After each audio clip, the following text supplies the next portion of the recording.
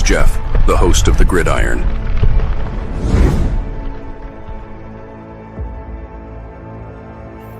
All right, baby. Welcome to the Gridiron. If you give this video a thumbs up or maybe share this video, that would be absolutely freaking awesome. If you subscribe to my channel, thank you. If not, please go down below, hit the subscribe button, hit that bell icon. That way next time I go live or if I put a video out, you'll be notified. It's free of charge. It's free of charge. What do you got to lose, right? But if you are subscribed, thank you. And also, description box below, the top link takes you to my membership page if you want to help support my channel out. I got 3 different membership levels. Each one has their own little perks to them. So if you want to help support my channel, it would mean so much to me. And I thank you in advance. Also, just a little ways down in the description box is an additional link. It's a Facebook link. Takes you to my Facebook group. It's called the New York Giants of Gridiron. It's my Facebook group. Basically, if I'm alive and breathing and if I have internet access, I am putting stuff in that group darn near 365. We have over 9,200 members in the group. It's doing simply marvelous, might I add. It's growing all the time. It's called the New York Giants of Gridiron. It's my Facebook group. Please join it. You will not be dissatisfied. I promise. All right. Well, hey, I don't know if you saw the it wound up being a pretty good game. The Falcons and the Bucks. Pretty good game. Very enjoyable. Overtime. Falcons they were down. They kicked a game tying field goal to send it in overtime, and then Cousins completed a pass, and this guy took it to the house, and they won it over. That was 36-30, I think it was. Good game, very good, very entertaining game. But it just kind of, it's like makes you think. It's like, wow, it's Thursday night, and I was the Giants. we were not in such a good mood. But the Giants getting the nice thing about that is that it's kind of like a little bit of a mini bye. You get 10 days off. Giants don't have a plethora. We're going to go over this of injuries, but they do have a couple. They got some a couple problem childs with their injuries. But I want to go over this here first. All right.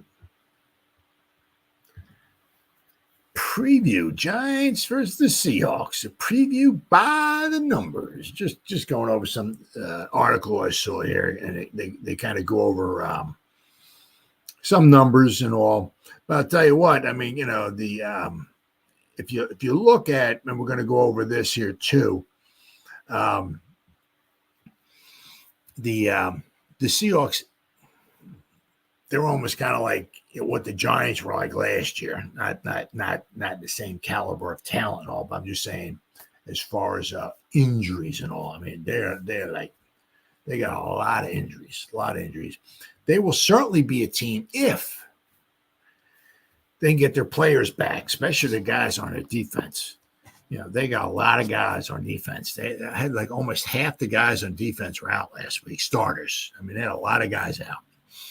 That was one of the reasons why they gave up their 42 points and all.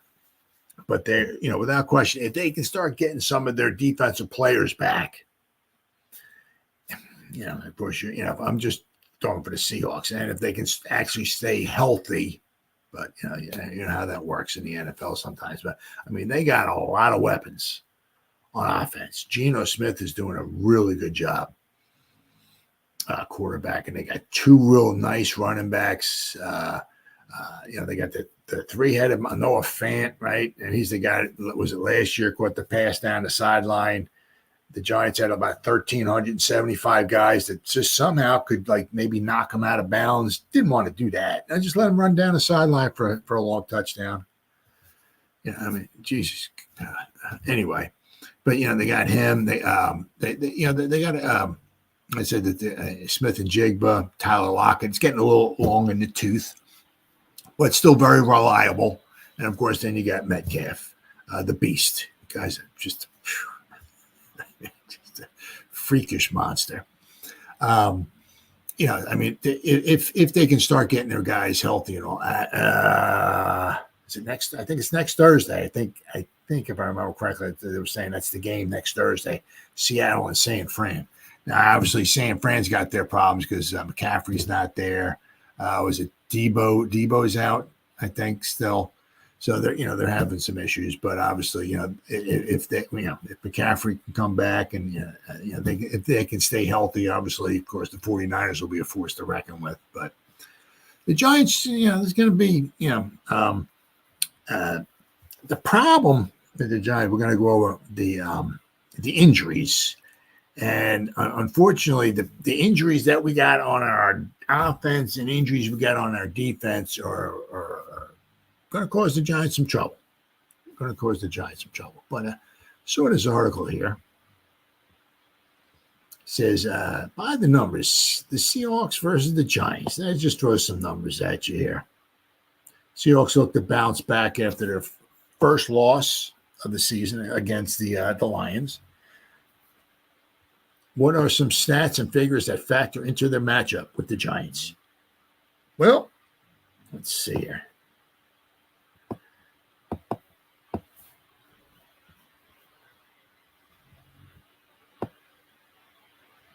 We got quite a few of them there.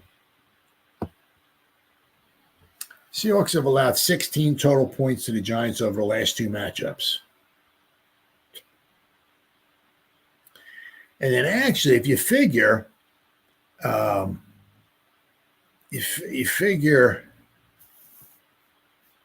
the Giants beat them in 2020, right? Yeah, 2020, we only scored 17 points. Yeah, so we have not been scoring points against the Seahawks. It's going to be a problem this week. Big problem. I think we won 17-12. We went to Seattle. That was Judge's first year. We pulled off. It was a huge upset. We held them to 12 points. Of course, it was in Seattle. There was nobody in the stands, so that really helped, obviously. But, we've not been scoring points against Seattle. And we're going to need to score some points this week in the land of the 12th man, without question. Let's see here. Seattle won in Lumen Field 27-13 2 years ago. Last season, Seahawks dismantled the Giants on Monday Night Football, winning 24-3. They've outscored the Giants 51-16 in the last two meetings. But I was saying,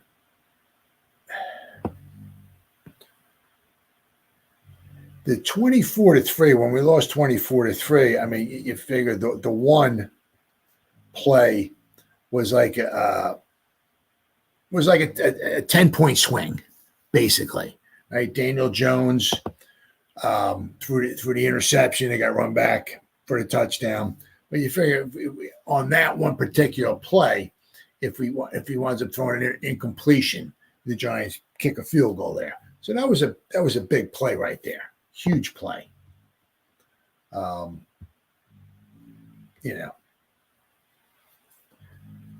It said here, Devin Witherspoon returned interception 97 yards for a touchdown against the Giants last season, which is the second longest pick six in Seahawks franchise history. Witherspoon tortured the Giants with that interception along with 7 tackles, 2 sacks, and 3 quarterback hits. I think Seattle had like 10 or 11 sacks. I mean, unbelievable. So far, I think the Giants have given up 9 sacks so far this season in 4 games. So we've given up less sacks in 4 games this season than we did in 1 game last year against the Seahawks. I mean, it was the 2 big plays, right? The Giants lost 24-3. Well, Daniel Jones throws an incomplete. I don't even know what down that was. I don't know if it was first, second, or third down. I don't know.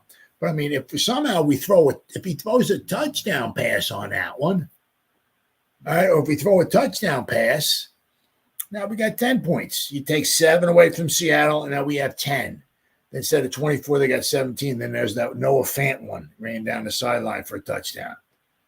You take that one away, of course you can. But you know what I'm saying? So, anyway.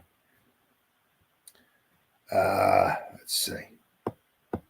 NFC title matchups, NFC titles between these two franchises since the year 2000. These are 2 of the more storied NFC franchises of the last 2 decades. Certainly, they are currently on different trajectories. However, both of these teams have a proud history over the past 24 years, including 3 Super Bowl titles combined. And of course, Seattle should have had another Super Bowl victory, but I guess I don't know if it was Carroll the one called the stupid play to pass the ball down at the goal line against New England instead of running the ball in. What an idiot. New York ranks dead last in the NFL with 3.4 yards per rush. Our running offense is atrocious, absolutely atrocious. The Giants were held to a measly 26 yards against the Cowboys last Thursday night. They struggled to run the ball, even with a banged-up defensive line. The Seahawks need to control their lackluster run game. That's one of the things that the Seahawks do have some guys like Leo the Lion did not play against the Lions. Right? They had quite a few guys that were banged up. That's one of the huge reasons why the Lions were just able to kind of like walk up and down the field against the Seahawks. 40. The combined quarterback pressures for the Giants' defensive linemen, Dexter Lawrence, Brian Burns, and Kayvon Thibodeau. New York's strength is their defensive line. The Seahawks will have their hands full. Right tackle Stone Forsythe had an abysmal game against the Lions, and his task gets no easier against the front from New York. Christian Haynes began taking the majority of snaps at right guard for the Seahawks. Perhaps he can fare better than Anthony Bradford. So, they got some question marks on the offensive line. So it's really going to be huge for the Giants, their front to get some pressure. Huge. Especially on Geno. Keep him in the pocket and get some pressure on him. And if they double team Sexy like the Cowboys did 80% of the time on the dropbacks, 20 out of the 25 dropbacks, Sexy got doubled. I don't blame the Cowboys, but that should free up somebody else. When you got pick 5 in the draft and you're paying another guy almost $30 million a year, you should be getting some sacks, some hits, some hurries, some pressures from those guys. Right? Then I got that here, number 4. The Giants defense has only allowed 4 red zone touchdowns in 4 games. That is the 3rd lowest in the NFL, which is a Shane Bowen trait of his defense. Is good red zone defense. The Seahawks offense cannot afford to settle for field goals in a game where they are favored at home. They must cash in and keep New York at arm's length. 75.4 is the passer rating for Daniel Jones since the beginning of 2023. Among 56 quarterbacks with at least 100 pass attempts in that time, that ranks 46th. So Danny Boy's not been hasn't had a banner of success, shall we say. The Seahawks need to fluster Jones. The pass rush and the coverage schemes should make life miserable for the Duke product. He is prone to critical mistakes, and this defense is capable of forcing Jones into those situations, as we saw last year. They got 3-8 is the number here. The Giants are 3-8 in road games since the beginning of 2023. The Seahawks have been playing well at home so far this season. The team and the fans will need to bring it once more to make the Giants uncomfortable. The fan noise mixed with the aggressive Seahawks defense should make life difficult for Brian Dable's squad. Oh, all right. Then we got, let's see, we look here. Yes, so Geno. Geno's been completing 72.3% of his passes. He has 1,180. He's averaging almost 300 yards a game passing. The thing is, he only has 4 touchdown passes, and he has 4 interceptions too, as well. But 72% completion. He's completing almost 3 out of every 4 passes. And with a young, banged-up Giants secondary, he could be feasting on the Giants defense this weekend. Charbonnet and Kenneth Walker are 2 very good, capable running backs. Walker, you got to defend like every sideline to sideline. The guy is a heck of a running back. He's averaging 5.7 yards a carry. Geno Smith will run when needed. They're averaging about 100 yards a game, 106 yards a game they're averaging rushing. But, they're averaging, does it say here? No, it just says 1123. Doesn't have it. Yards per game. Oh, okay. 200. Well, after you take the sacks away, they're averaging 281 yards a game passing. So between rushing and passing, after you take the sacks away, they're averaging almost 400 yards a game on offense. Actually, they're averaging over 400 yards a game on offense. But of course, you got to take the sacks out of there. But, it's still averaging like 385, 390 yards a game on offense. The Giants are going to have a hard time matching that, especially if they can't prevent them from getting in the end zone. It's going to be, so crucial for the Giants, they're going to have a bend and don't break defense, the Giants, this weekend. This is the weekend to do it. Just that three-headed monster they got is just. I was kind of thinking that the year we took Banks, Smith and Jigba might fall to us because you're looking at the teams in front of you. And it's like, well, Seattle, they got Lockett and they got Metcalf. They don't need a wide receiver, right? So one of those guys will fall. Oh, no, nope. So, but I said Charbonnet's averaging 5.7 yards a carry. It just, their defense has some issues to it, but they got a lot of guys on the injury list. A lot of guys. Boop. All right. So,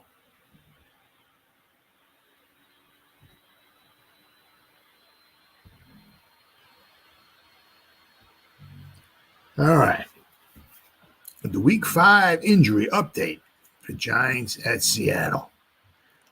Now, I'm going to go over, what the list looks like now, but I'm also going to go over how many guys Seattle had on the list last week to kind of show you. My goodness. They had a ton of guys. Let me see if I can bring this up here and just show you here. Can I bring that up? Here we go. Look at the guys that they had on their list last week. Injury report, Week 4. This was their injury report going against the Lions last week. 1, 2, 3, 4, 5, 6, 7, 8, 9, 10, 11, 12, 13, 14, 15, 16. They had 19 guys. 19 guys. Whew, holy cow. That's almost like 40% of the roster was injured. Is it? Boye Mafe, Leo the Lion. A lot of these guys wound up playing, but they were listed on the injury report. 19 guys. Walker was on there. He played and all. Metcalf. But even Tyler Lockett. Noah Fant. But had a ton of guys last week. Obviously, this week it'll be a little bit different, but we'll go over this here. Malik Neighbors trending in the wrong direction, unfortunately.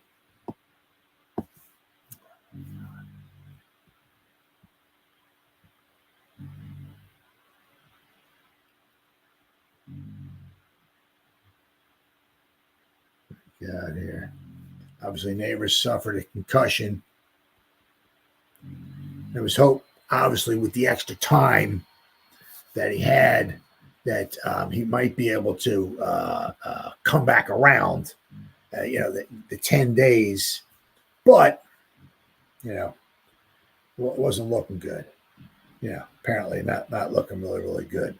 So the status is for the Giants at the Seahawks. So we got the Dory Jackson. In Thursday, right? Today, he was limited in participation with his calf. Malik Neighbors, concussion protocol, did not practice.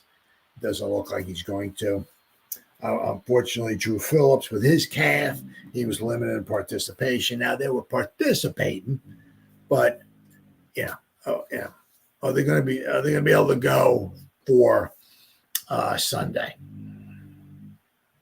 You hope, because as I said, our secondary needs could use some help, big time. But calves can be tricky. I mean, you look. I mean, Victor Cruz lost a whole year. He lost the 2015 season because of a calf. I mean, are you kidding me? I mean, because he got injured, right, in 2014. He got injured, his knee, came back, and he was supposedly okay to go, and this, that, and the other thing, and all. And then there's like some issue with his calf popped up, and I was it's just a calf. Yeah, okay, give him a week, couple weeks or something, just a little. Nope, missed the whole season. A calf. So he came back in 2016. Just he was not the same guy. Right, it was last season with the Giants. Right, it is what it is. Unfortunately, one of those shooting stars that just fizzled out. Didn't have it.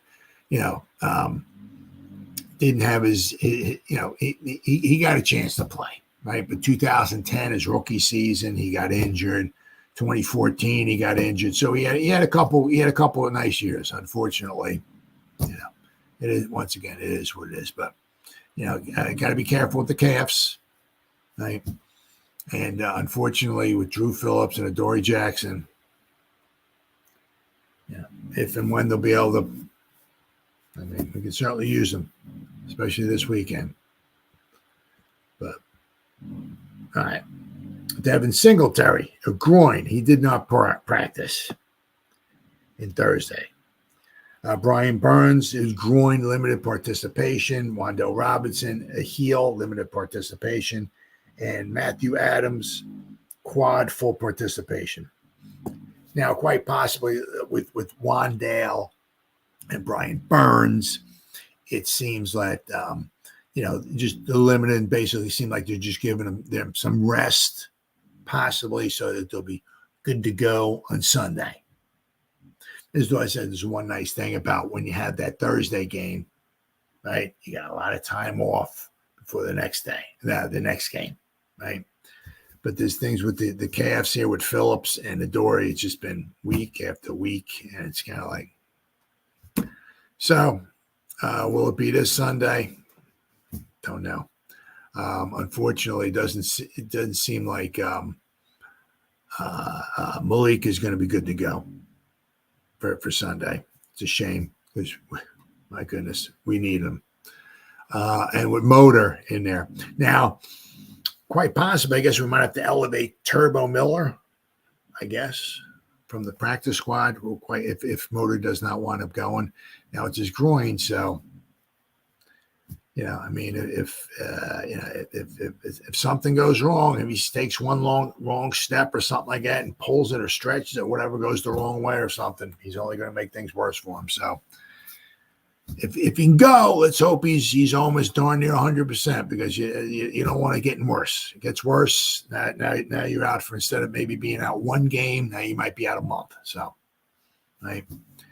But the problem is with Adoree and Phillips. It's just, man, we can certainly use those guys in the secondary. Now with Seattle, right? They got. Whew, how many guys they got? 1, 2, 3, 4, 5, 6, 7, 8, 9, 10, 11, 12, 13, 14, 15, 16, 17, 18, 19, 20. They got 20. Now, the one thing is that the one player is, if you saw the game, the Lions Seahawks game, you'll notice that there was a familiar face that was standing on the sideline. Okay, who was in the game for the Seahawks and then went kind of getting hurt and was standing on the sideline. J Love with special sauce, Julian Love. So he got injured. Once again, he's one of the many guys on their defense that have at least been on the list here. But I mean, there's a ton of guys on this list here for the Seahawks. Byron Murphy, their defensive tackle, hamstring. He did not participate. So is their defensive tackle, Jonathan Hankins. Looks like it says he did not participate, but it looks like it says not injury related or just personal. So he played against the Lions. Looks like he'll be playing. So I mean, it's interesting because you have Hankins in there and you got Leo the Lion, right? Well, let's see what we got here with Leo the Lion. With his ribs, he limited in participation, so he might be good to go. But it'd be interesting if you have Hankins and Leo the Lion in there, like nose tackle, defensive tackle, as the two ex-Giants. Then if you got Julian Love in the back, right? I mean, like a third of their defense or a quarter of their defense were ex-Giants, right? And you got one of their Dodson, their linebacker. He was limited. Jonathan Hankins, he did not participate, but it wasn't injury related. Boye Mafe, with a knee, he was limited. Pharaoh Brown, a tight end, he was limited. Noah Fant with a thigh, he was limited. Brady Russell, another tight end, he was limited. 300 tight ends were limited participation in practice.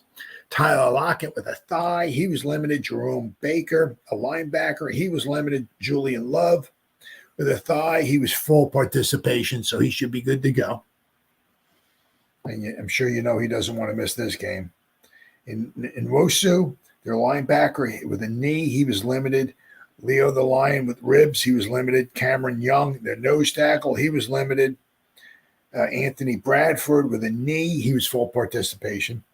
DK Metcalf with a hand, he was limited. Kenneth Walker with an oblique, he was limited. Derek Hall, linebacker with a hip, he was full participation. Rashawn Jenkins, their safety with a hand, he was full participation. Tyrese Knight, a linebacker, he did not participate. And Kevon Wallace, their safety, he was full participation. But let's say the Seahawks held a walkthrough. Wednesday's report is an estimation of what participation would have been for full practice. So it's an estimation. Wednesday's report is an estimation of what participation would have happened. So, but I mean, they had a ton of guys.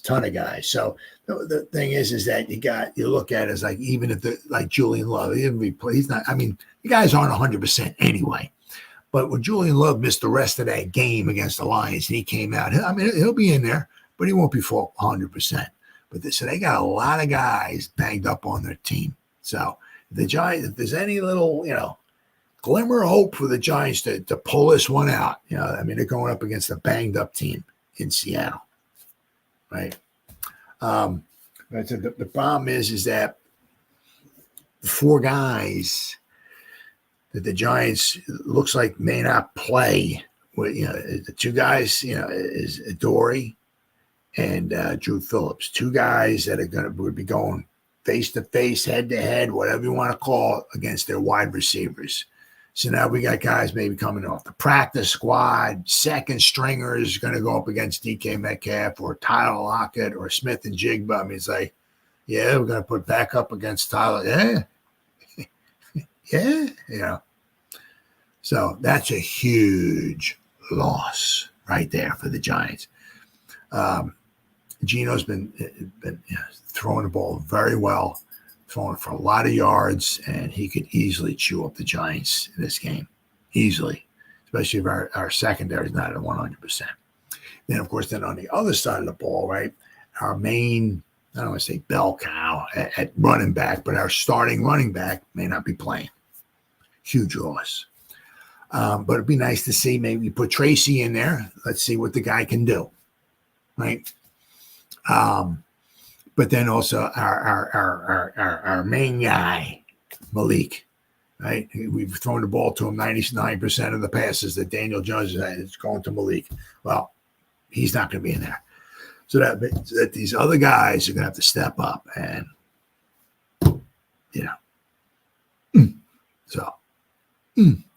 I said that the small glimmer of hope that the Giants have is that the Seattle's defense is nicked up.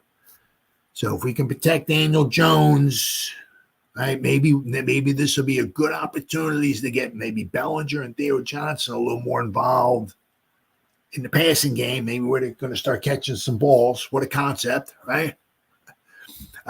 Tracy, right, let's see what he can do out of the backfield. Maybe if he's not in there trying to pass protect or, chip or, whatever. But if you can get him out of the, let's see what he can do. But I said between, I don't know if we're going to bring who might bring up from the practice squad to take Malik's spot. But, I mean, if we're going to have Slayton, Hyatt, and Robinson, those guys got to step up. Going to have to step up. So, which brings me to my next point.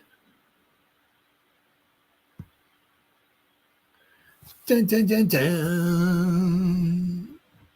Dun, dun, dun, dun. Well, you don't get, he hasn't had a lot of chances. He hasn't been on the field much, this, that, and the other thing, and all that. And, this is, where we at here? Oh, there we go. He's been on the field for 50 snaps so far this year. Now, the nice thing is that what I do like is that he's been on the field for 50 snaps. 29 of them been passed, 21 been run.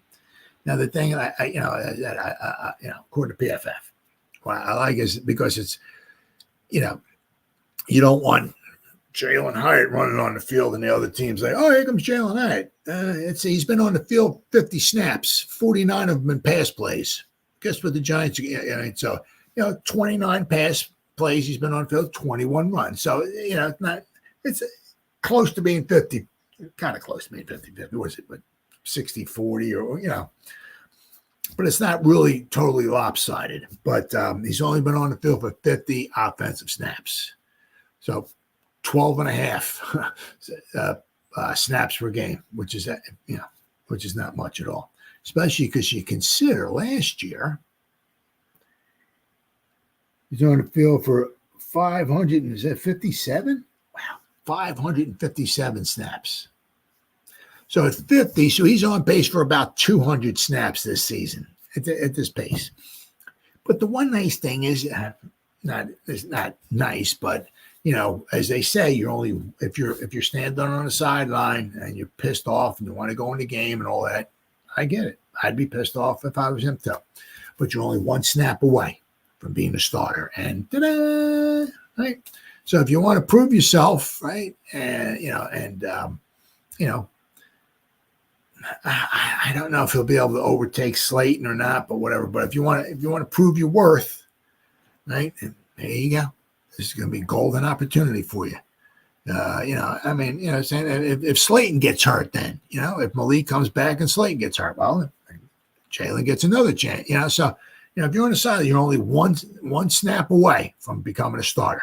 So is Jalen's chance to shine. So let's see. If you're mad and pissed off and all that stuff, and it's like, I'll show you. Yeah, you want me on the side? Yeah, I'll show you.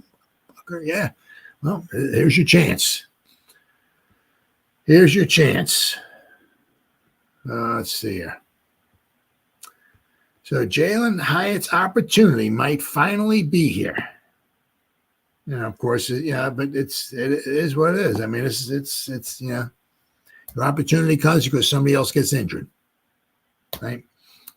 The opportunity many have been clamoring for Jalen Hyatt to receive might be at hand, with star wide receiver Malik Neighbors increasingly unlikely to be clear from the NFL concussion protocol in time to play for Sunday against the Seahawks. The Giants will have to turn to the speedy 2023 third-round pick. Now, the Giants have spent, a lot, of capital, shall we say, like, draft capital on 2 tight ends in the past 3 years, right? A second rounder on Wan'Dale Robinson, a third round. They traded up to get Jalen Hyatt, and a first rounder. So basically, the first, the second, and the third, and then the 2 tight ends. So they've spent a lot of draft capital, right? They're still lacking, obviously. If we can get some type of a threat, an offensive receiving threat of a tight end, that would be good. We had Waller, but it is what it is, right? But we can really use a receiving threat of a tight end. Let's see. Hyatt was saying, he said, you just have to be ready whenever it is your opportunity. This is a long, long season. Injuries happen, and it's all about taking advantage of the opportunities. We're going to go out and play Seattle, and we're going to be ready. And for us, we just got to stay focused, got to stay on rhythm on offense, and we do that, and we have a good chance. Hyatt caught just 23 passes as a rookie after the Giants traded up in the round 3 to select him. He was looking forward to having a bigger impact this season and work with the team first team throughout much of the summer. When the games began, though, Darius Slayton joined Neighbors and Wan'Dale in the Giants' 3 receiver sets. Hyatt has been relegated to spot duty and still does not have a reception this season. I mean, it's like holy cow. I mean, we traded up. We got a third round. 4 games in, the guy doesn't have a reception yet. Unbelievable. Absolutely just unbelievable, man. I didn't have a lot of chances this season, but like I said, it's a long season. Things happen, injuries happen, and I got to be ready. I got to be ready whenever my number's called, and if it is called this week, I'll be ready. Neighbors been targeted more than any other wide receiver in the NFL. Giants will need the contributions from a number of players to overcome Neighbors' absence if he is unable to play. Yep. Mike Kafka said, I'm very confident in Jalen. He's been a pro since he's been here. He's been studying his tail off. You're right. He hasn't had a ton this year, but he's practiced every single day like he's a starter. He prepares like he's the starter. So again, talking about that next man up approach, he's one of those guys. If he has to go in, he'll be ready and prepared, and we'll be expecting him to do his job and make plays for us. So, I mean, he's got, once again, it's only one play away from going in. And, unfortunately with Malik, hopefully, I mean, it's been 10 days for the concussion. It doesn't seem like anyway he could be in this week. But, I mean, if we can get him next week, that would be fine. But, there's a huge opportunity for Jalen. I mean, he said that, Witherspoon has been banged up. J Love with special sauce. He missed a bunch of time. He'll be playing. Looks like he'll be playing this week against the Giants, but he won't be 100%. They got a lot of guys on their defense that might be playing, but they're banged up. They're nicked up. And, if the Giants are going to have a chance, I mean, I'd be shocked if the Giants hold them. I would be shocked if we hold them in the teens. Yeah. So that means we're going to need to score some points. It means we're going to need to score some touchdowns. And if Malik is not there, you got to start because the other guys got to pick it up. Right? We have not been getting much production from our tight ends. Have not had it in the passing reception department. I've not had a lot of reception from ours like Jalen Hyatt, Slayton.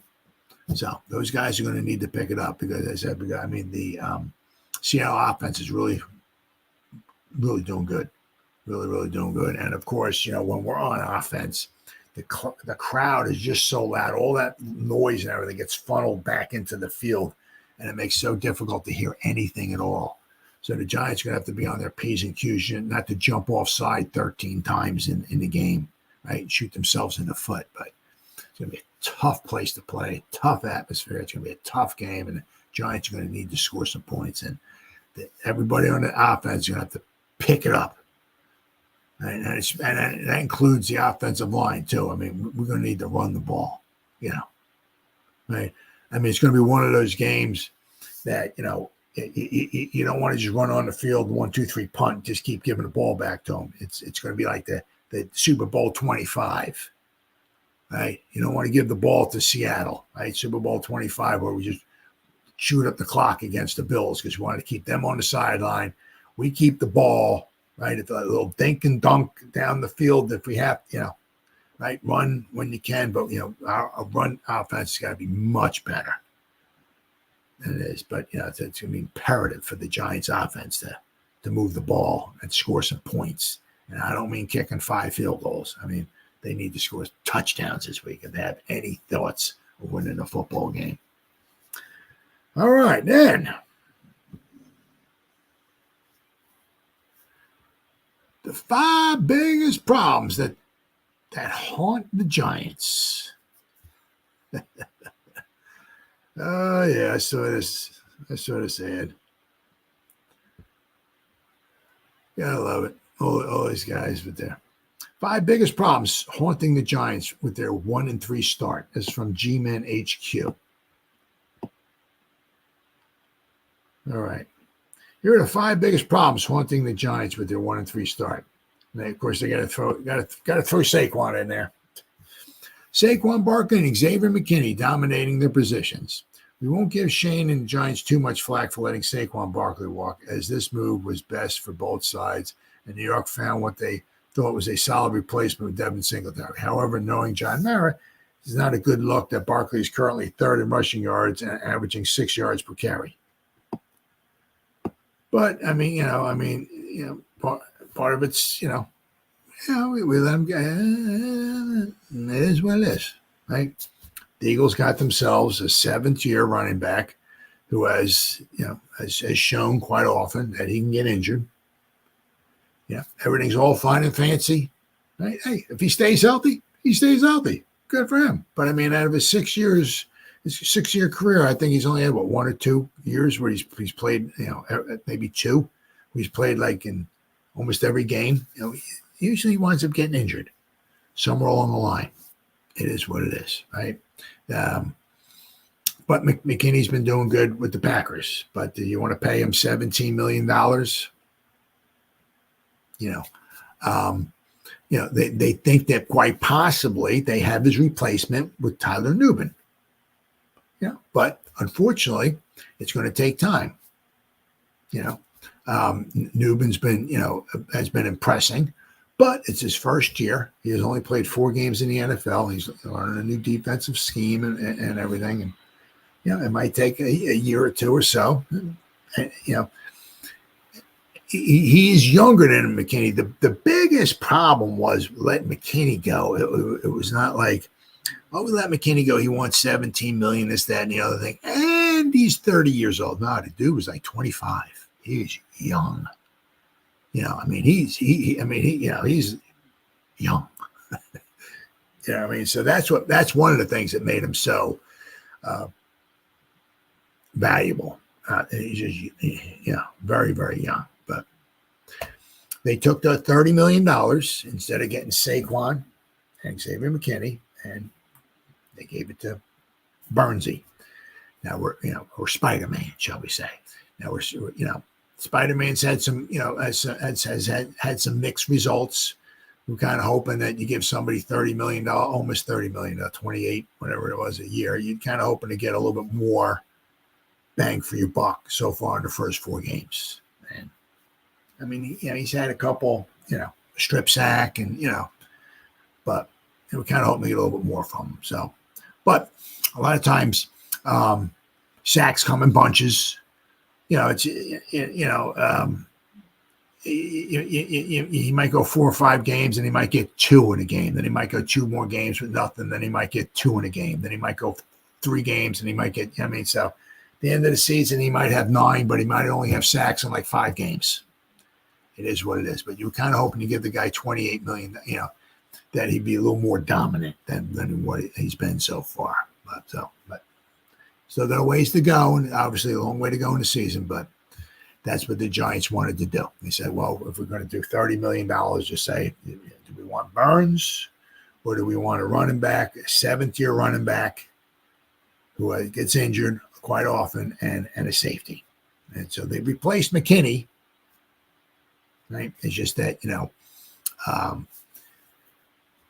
to see him prosper and all, it's going to take a little bit of time. So while McKinney is a full-blown veteran doing very good with the Packers, we had a little baby here, and he's in kindergarten right now, and it might take a little bit of time for him to blossom. So right, it is what it is. And of course, then they talk about the one of the problems the Giants have is the lack of real talent in the secondary. Well, you know, it is, we don't have Deion Sanders and Deion Sanders and Deion Sanders and Ronnie Lott and Ronnie Lott and we don't. But one of the things we have, I think we lead the league. I think it's either snaps. I think it's a defensive snaps by rookies or our we by our snaps. It's one or the other, but it's a young team. Young. We don't have any, for the most, we got a Dory, but right, he's banged up. So, let's see. Let me see. Let me just see how many snaps Dory has played. Dory. Okay, let's see how many snaps Dory has taken this season for the Giants. 50. He's played in 3 games. 50. Now, to be fair, the first couple weeks and all that stuff, but see, he was learning a new system, right? You just can't, put him out there, right, and just say, if you don't know the play, that's okay. Just go with it. Just fake it. Fake it. But he's played in 50 snaps, so he's not playing a lot, right?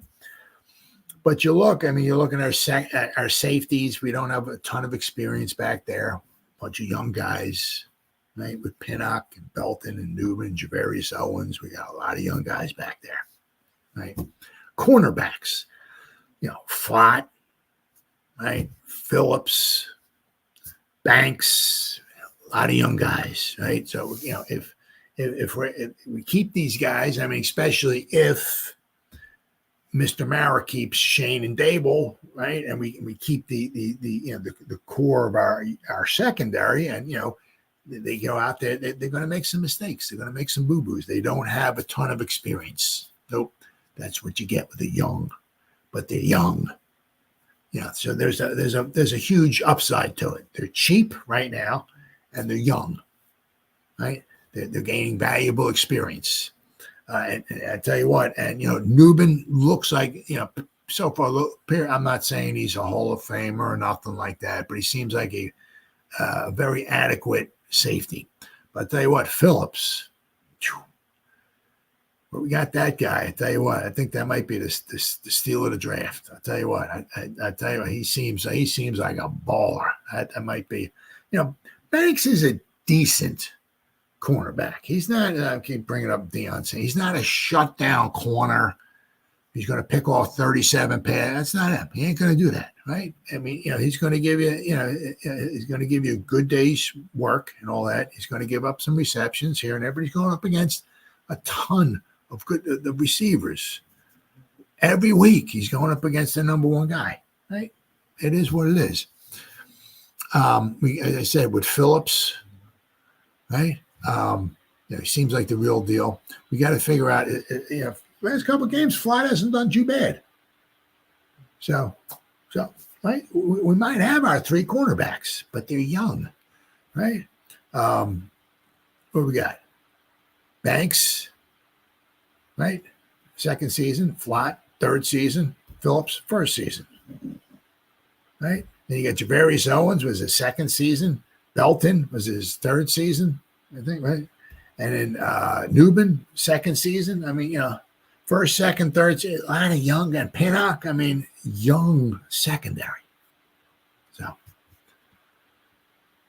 another one of the problems I'm talking about, the complete lack of tight end utilization. Yeah, so far, I'll tell you what, this, and a lot of times we've had a lot of, 12 personnel on the field. We got 2 tight ends, and it's like, where's the production at? What? Did Theo get 4 or 5 receptions? What do you got?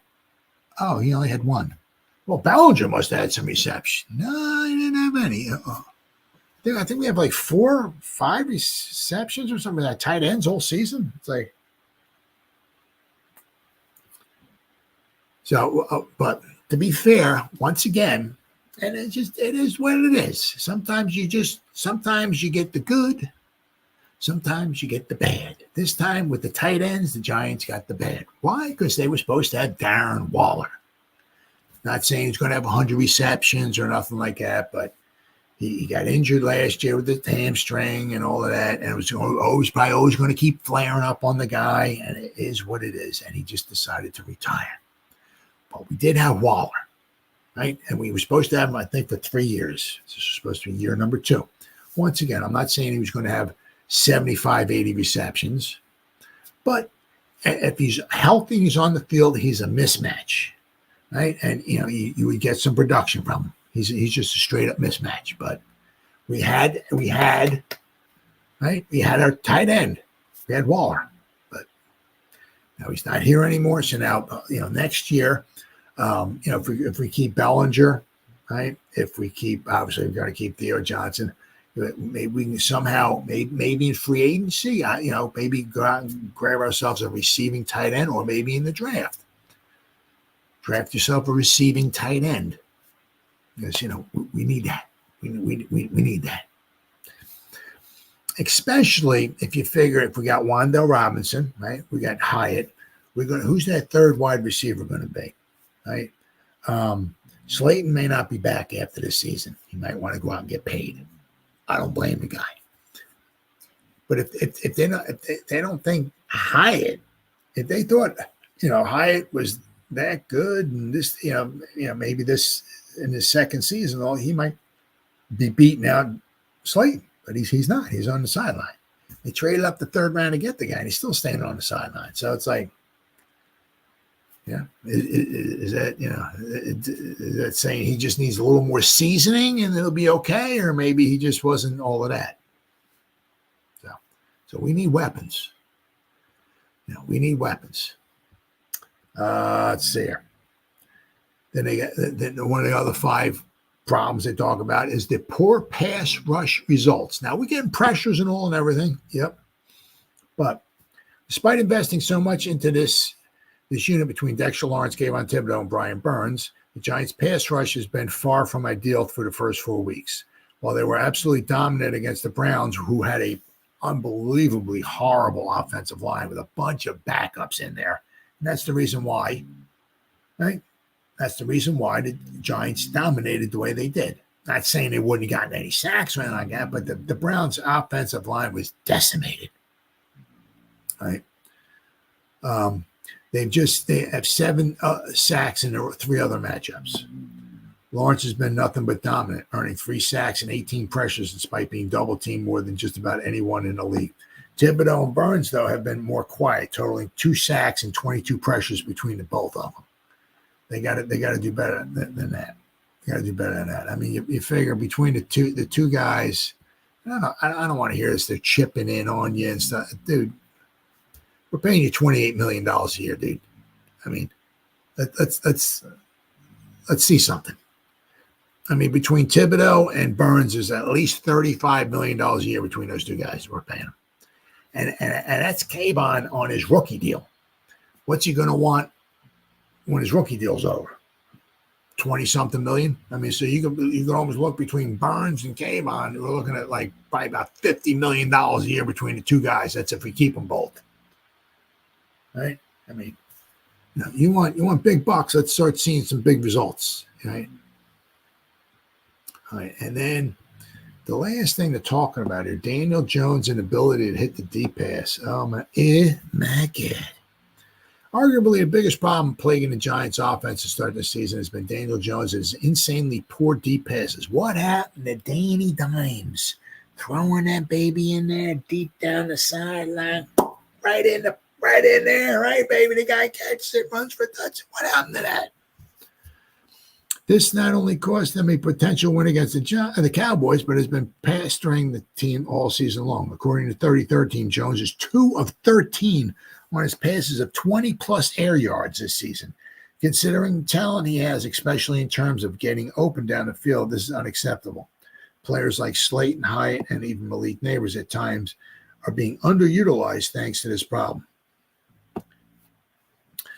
Jones on passes of 20-plus air yards. Now, once again, some of this could also be he's just coming back from his injuries and all that. I quite possibly, right?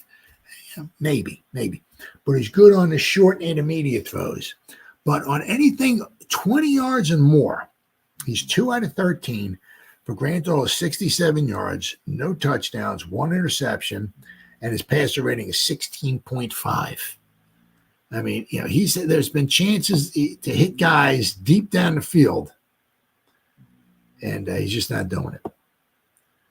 Jones has to get it together, and soon if the Giants want any hope of salvaging this season. If not, fans can pretty much wrap things up on what will likely be another 4 to 5 win campaign with the hopes of maybe drafting a replacement for Jones.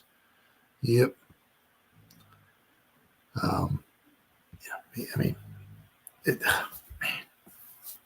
Very disappointing. Very, very disappointing.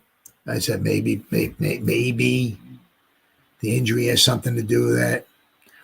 I know sometimes it can be psychological. You're trying to throw the ball instead of just trusting your mechanics, and you just see, you see the guy running at a certain speed, you know where he's at, and just stepping back there and just letting it go. Letting it go.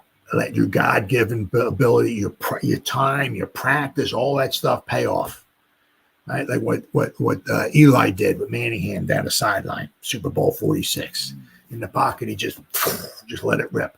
Put the ball freaking right there. Now, of course, that was an unbelievable throw, and I'm not saying it's easy. I could never do it, but I mean, Danny, as far as I know, Danny Dimes got his nickname from throwing long, nice passes deep down the field. That's a dime. Throwing a dime down the field, not a screen pass. Oh, what a dime! See, hit that dude 13 yards away on it out there in the flat. Screen pass, man, that was a dime. He's good. No, the dime, deep down the field. It's more like Danny Nichols if anything else. But so he's got it definitely. I mean, I forgot what it was, but the chances of you scoring on a drive, I think scoring a touchdown goes up astronomical. If you have one play on your drive that goes for at least 20 yards, it goes up. It's huge. I mean, it's so difficult that 4 yard, 5 yard, 3 yards, first down, 3 yards, 7 yards, first down. 6 yards, 2 yards, 5 yards. It's so tough to do that all the way down the field. Without you need to get at least one. Yeah. So far, Danny Dimes has been more like Danny Nichols or maybe even Danny Pennies. He's not done good this season. That is for sure. Now the kids kind of hope that if one of our guys is running deep down the field, open, or not, just take a shot here or there. Down the field.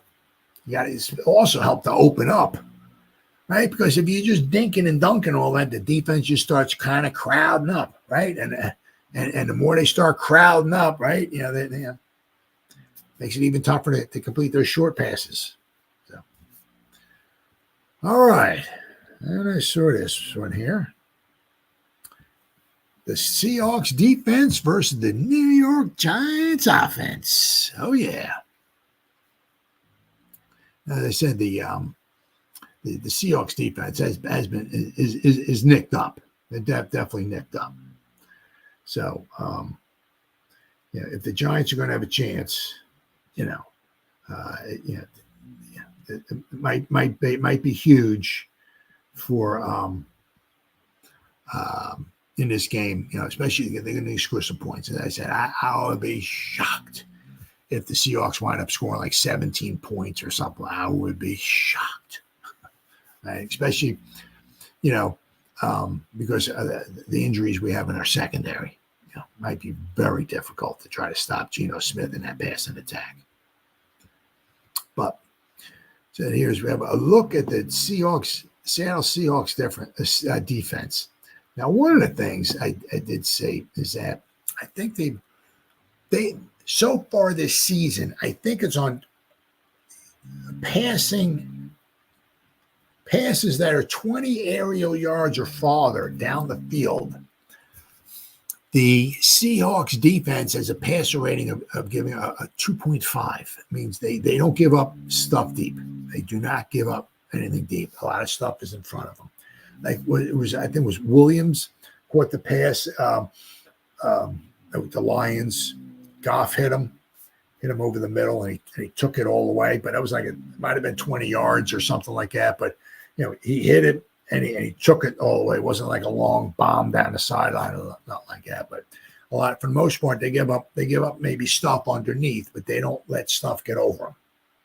So the Giants might have a very difficult time this week of trying to hit anything really deep, right? Because Seattle keeps their guys back. Boye Mafe missed this past week's game against the Lions, but he had been one of the more effective pass rushers in the NFL through the first 3 weeks of the season. Injuries have eaten up the Seahawks defensive line, but when healthy, they've been very productive. So it's one of the things you're going to have to wait and see. Former Giant Leonard Williams and rookie Byron Murphy also have missed the game with the Lions, meaning that the Seahawks were missing guys who produced 35 pressures. That's another one of the reasons why the Lions just walked up and down the field. Jared Goff was 18 for 18 passing. It's unclear at this point who will be returning and who won't be available this weekend, but if any of the consistent contributors return, the Giants' offensive line will have its hands full. Tyrell Dodson has been the only linebacker to appear in all 4 games and played significant snaps there, as there's been another case of the injury bug throughout the linebacker room. The secondary is king, with Tariq Woolen, Devin Witherspoon, Trey Brown, Julian Love, Rashawn Jenkins handling the majority of the snaps there. Witherspoon is one of the starters on the outside, but when the Seahawks shift to a nickel defense, he's a player who slides into the nickel, with Brown lining up on the outside. Love, obviously formerly of the Giants, but since joining the Seahawks, he's taken the next step in his development as an all-around defensive back. He's taking this next step. I don't know what moron wrote this. No, he was all over the field with the Giants defense too. I don't know who wrote this. Love has been a Swiss Army knife, which he was with. I mean, that's why Judge called him duct tape, because you could put Love anywhere and he would fix the problem. Anywhere in the secondary, you could put Julian Love. So I don't know this guy. At the end of the day, it's about working as a unit. Right now, few defenses have the chemistry that the Seahawks have on the back end. But I said these guys, some of them were nicked up. McDonald is part of the new age defensive coaching that relies heavily on cover 3 and quarter coverages in zone over cover 1, playing man coverage. So there's a lot of guys deep. The Seahawks on a blitz-happy defense because they don't need to be to generate pressure. Mafe, Hall, Williams, Jones, and Reed all have been pass rush threats when healthy. When the Seahawks do blitz, they actually send Witherspoon from the slot more than anyone else. Their pass rush plan is to use all of their available tools, including creepers and simulate pressures, but not limited to them. What McDonald has done from a defensive scheme perspective is something that many have tried to do, but few, if any, have succeeded. Many modern defensive coordinators aim for cover 3 quarters and cover 1 defense that generates pressure and is capable of coming up to make tackles and force punts. Last time Dable and McDonald faced off, the Giants beat the Ravens by attacking underneath and using the run game to set up manageable conversions. It was 2 years ago when the Giants beat the Ravens at MetLife. This time around, I think the catch and run opportunities will be less fruitful considering the physicality of the secondary. But I think the run game could be more effective. But then again, we were kind of hoping and thinking and praying that the run defense, the run offense for the Giants would be more effective last week against the Cowboys. But how wrong we could be, right? Seahawks run defense is still average, but their pass defense has been one of the best in the NFL this season. Giants will need to run the ball more effectively than they have so far. Seattle edges have been weak against the run, so testing out the waters, there should be a focal point of the offense. So, yeah, I mean, yeah. I definitely think without question, as time goes by, I mean, it is what it is. It doesn't matter to me. If the Seahawks stay healthy or get healthy or not or whatever.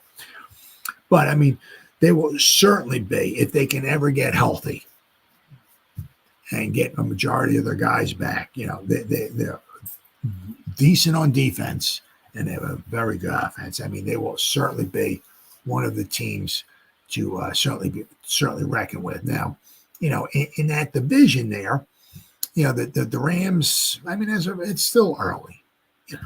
A lot of things can happen, but the Rams don't look overly unbelievable. The Cardinals don't look unbelievable. You know what I mean? So the Seahawks will have a very good chance of making the playoffs. Right? Once again, if they can stay healthy, right? Yes, they're certainly a good team to reckon with. Now, it'll be interesting to see how many of the guys actually playing this weekend against the Giants. The Giants, it's easy to say, but can't have the turnovers. Can't throw the pick sixes like Danny Dimes did last year against Seattle. Well, I'm talking about going against the Seattle's defense. Have to try to be able to run the ball. But one of the hugest things, obviously, is you got to stay in the game, right? Because if you're down 24-3 or something like that, you can't really run the ball. I mean, they'll let you run the ball. Sure, if you want to turn around, hand the ball off, and get 7 yards, okay, yeah, we'll give you 7 yards. We'll get the clock, keep running. You're down by 3 touchdowns. Clock's running. You got 7 yards. Okay, all right, yeah. Yeah, you want to run it for 5, 6, 7 yards all the way down the field and chew up 8 minutes of clock? Okay, yeah, well, right. So you have to pass the ball. So you have to stay in the game. And once again, it's so easy, so much easier said than done. Especially in Seattle, the land of the 12th man. It's a very difficult place to play. But the Giants will have a very difficult time hitting anything deep. Right. So a lot of it's going to have to be the short. Maybe a screen pass, the intermediate stuff, and get the running game going. And it'll also be, could be quite important for Daniel Jones. There's nothing much more demoralizing to a defense, right? They get first down, they hold you to an incomplete pass. Second down, you run the ball and you get 3 yards. Now it's 3rd and 7, right? The defense is pounding their chest and all that stuff. They got you in a 3rd and 7 situation. There's nothing more demoralizing than, like if Daniel Jones sees a lane, just take off, get 7 yards, slide down, get the first down, keep the chains moving. If Daniel Jones could do that, that would be huge. I'm not saying he needs to take off and try to run and get 30 or 40 yards, but keep the chains moving, take off and get some first down yards if you can. Right. But overall, as I said, offense and defense, this is going to be a very, very difficult game for the Giants. The Giants are going to need to score some points. They can't shoot themselves in the foot.